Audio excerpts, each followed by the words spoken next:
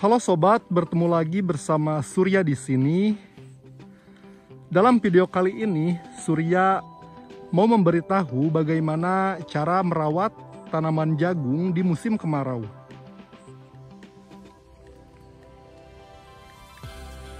Nah sobat, sebagai manusia yang mempunyai akal, tentunya kita mempunyai ide dan banyak cara supaya tanaman jagung kita yang kita tanam tetap tumbuh dan subur meskipun di musim kemarau.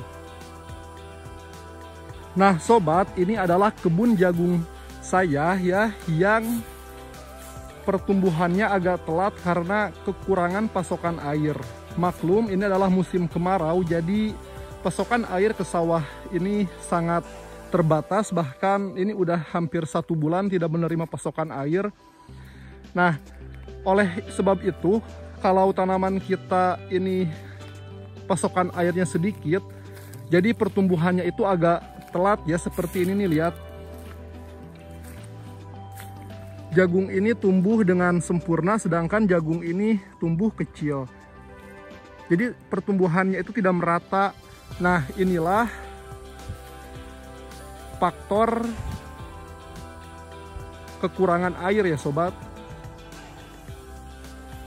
Nah, maka dari itu hari ini Surya akan melakukan penyiraman dengan cara yang tidak biasa, karena sangat kasihan sekali melihat perkebunan jagung ini yang membutuhkan air secepatnya.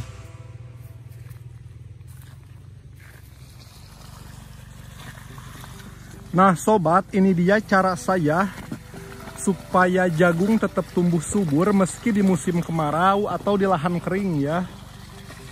Jadi melakukan penyedotan untuk 4 petak sawah yang ditanami dengan jagung. Sumber airnya nggak terlalu jauh ya, di bawah kan ada sungai, jadi sungai tinggal dibendung airnya supaya berkumpul, dan setelah terkumpul langsung melakukan penyedotan. Karena sangat kasihan sekali kalau tidak melakukan penyedotan air, pertumbuhan jagung jadi tidak merata serta kekurangan kalsium ya. Contoh jagung kekurangan air adalah menampakkan daun seperti daun bawang ya, seperti ini nih sob nih.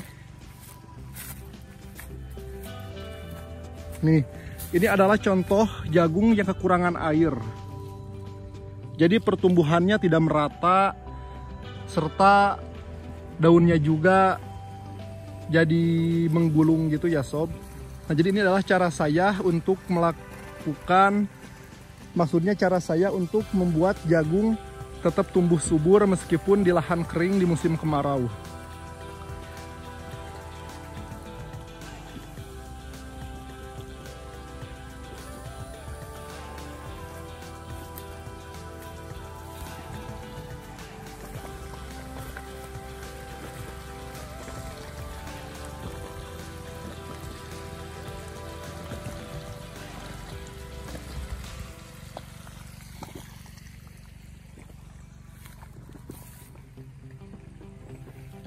Nah sobat, selain melakukan penyiraman, sobat juga harus melakukan seleksi tanaman jagung ya. Nah jadi ini adalah jagung yang terkena bulai atau penyakit bulai. Nah sobat, ada baiknya tanaman yang seperti ini dicabut saja. Kenapa tanaman ini harus dicabut? Karena tanaman ini nantinya akan menimbulkan penyakit-penyakit ke tanaman lain ya. Nah ini adalah tanaman yang terkena bulai. Ada baiknya kalau sobat menemukan tanaman yang seperti ini di kebun jagung sobat, tolong untuk segera mencabutnya, karena penyakit ini dapat menyebar ke semua tanaman yang ada di kebun jagung sobat.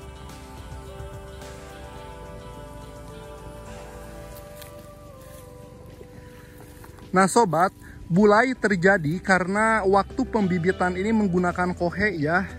Jadi saya juga waktu pembibitan itu bijinya itu ditaburi dengan kohe atau kotoran hewan dari angsa. Jadi seperti ini, Jadi ada baiknya kalau sobat menemukan tanaman ini langsung saja buang ya.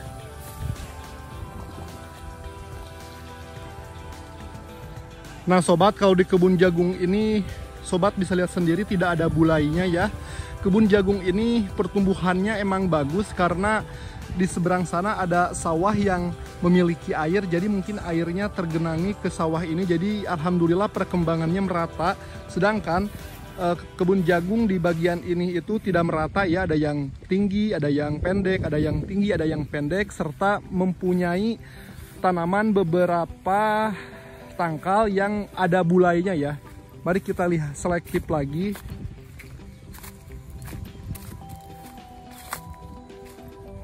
Nah, ini tanaman yang terkena bulai.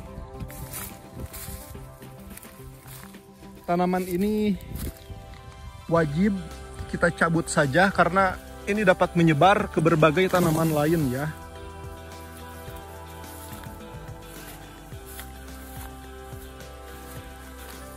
Nah sobat, ingat bulai terjadi karena waktu sobat melakukan penanaman pertama dari biji itu menggunakan kohe, jadi pasti yang petani yang menggunakan kohe pas penanaman itu pasti ada 1-2 nantinya setelah tumbuh itu biji tangkalnya jadi terkena penyakit bulai ini. Ada baiknya sobat matikan saja tanamannya karena ini dapat merusak dan mengganggu pertumbuhan ke tanaman jagung lainnya.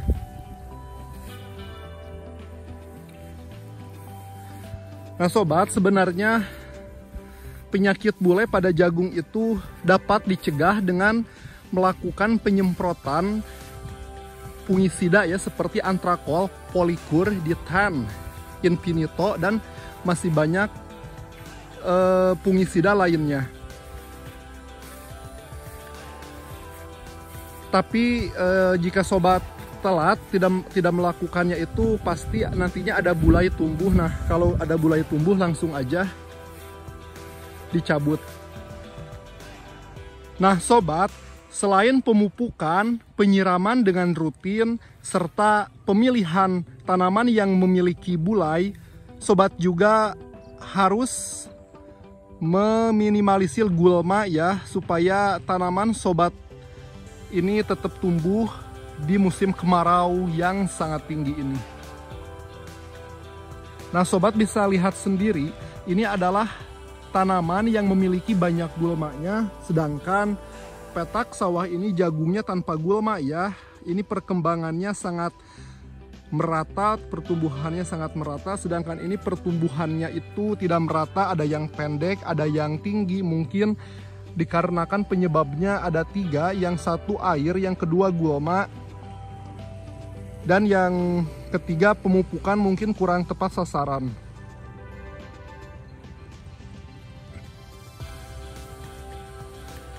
Jadi seperti itu ya sobat.